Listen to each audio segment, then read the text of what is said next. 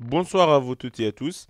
Aujourd'hui, on va faire un petit rappel sur le cours le plus important dans notre cours aujourd'hui ou cette année au niveau de l'économie générale et statistique. C'est la politique économique dans laquelle on va aborder la politique monétaire et la politique budgétaire.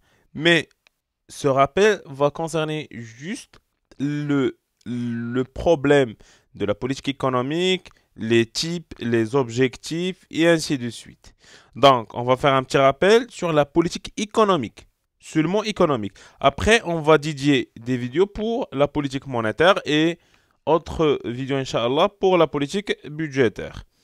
Donc, comme vous le savez tous, la politique économique, c'est un instrument ou un moyen d'intervention de l'État. Donc, l'État va intervenir dans l'économie à travers la politique économique afin de lutter contre le chômage, par exemple, lutter contre l'inflation, promouvoir la croissance, essayer de rééquilibrer le solde extérieur et ainsi de suite.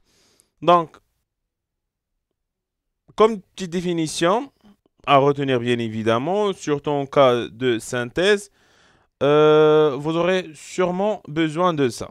C'est l'ensemble des décisions prises par les autorités publiques afin d'atteindre des objectifs concernant la situation économique. Donc, ce qu'il faut retenir, c'est que ce sont des décisions.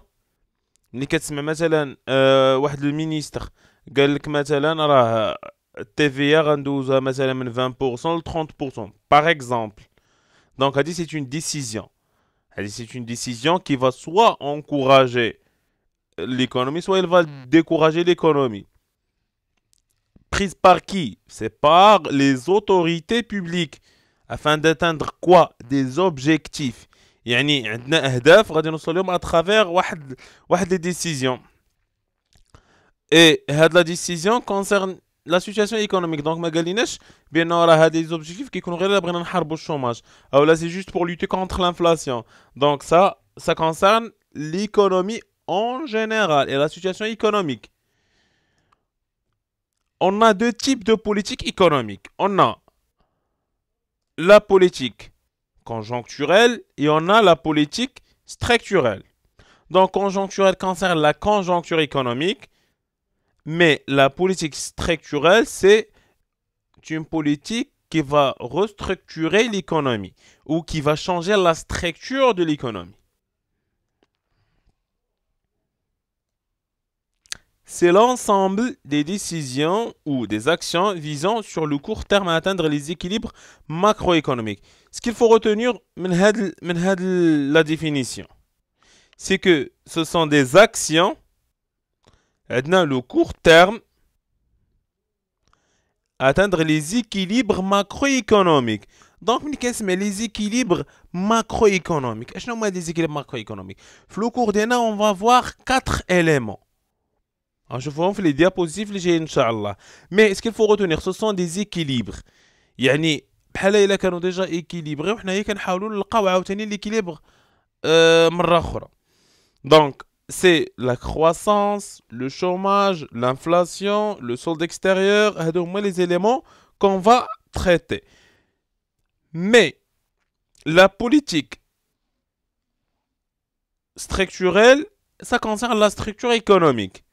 Il a un peu شي شويه غناخذوا لو كا ديال لو ماروك حيت دايوغ حتى في l'examen national inchallah vous aurez un cas sur la situation économique marocaine.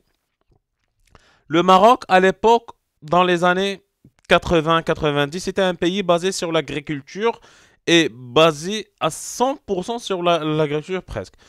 Donc mais le début du 2000 jusqu'à 2010, c'était un pays qui cherche à faire des changements de la structure économique, d'immerger l'agriculture et le tourisme. C'est un plan sectoriel ou c'est une stratégie de modification de la structure économique du pays. Après, à partir de 2010-2012, le Maghreb ولا كيحاول انه يجيب des industries للبلاد. Donc, c'est une sorte de restructuration de l'économie marocaine. Pour qu'on soit bref, les vidéos, Inch'Allah, seront dédiées à la politique conjoncturelle. Donc, on va traiter la politique monétaire et la politique budgétaire qui rentrent dans le même sens, mais la politique structurelle, c'est pour la quatrième partie. Les كتهضر le développement économique, les problèmes de développement, la relation entre la croissance et le développement, et ainsi de suite.